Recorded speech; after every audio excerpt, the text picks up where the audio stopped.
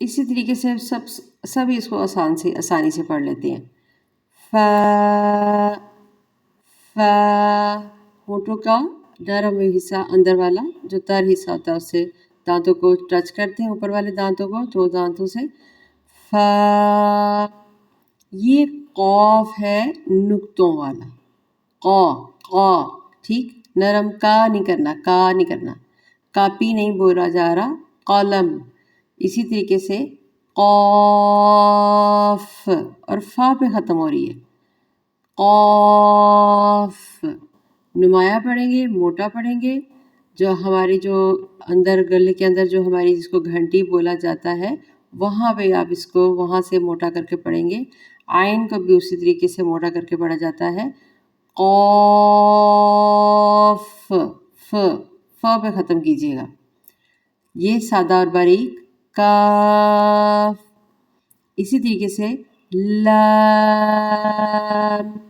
دیکھیں لام نہیں کرنا، لام لا الہ الا اللہ، لا الہ الا اللہ نہیں پڑھا. اگر کوئی پڑھتے ہیں تو توجہ دیں اپنے حروف پہ.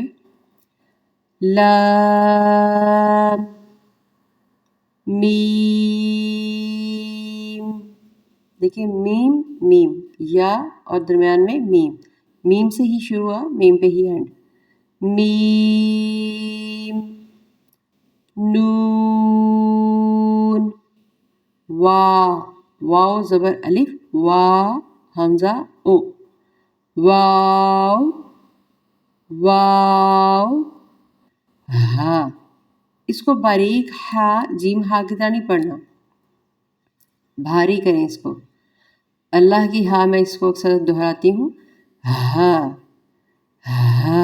سینے کی طرف سے گہرائی کی طرف سے نکلے گا یہ. ہاں اور حمزہ بھی ہا سے شروع ہوتا ہے، اینڈ بھی ہا پہ ہوتا ہے.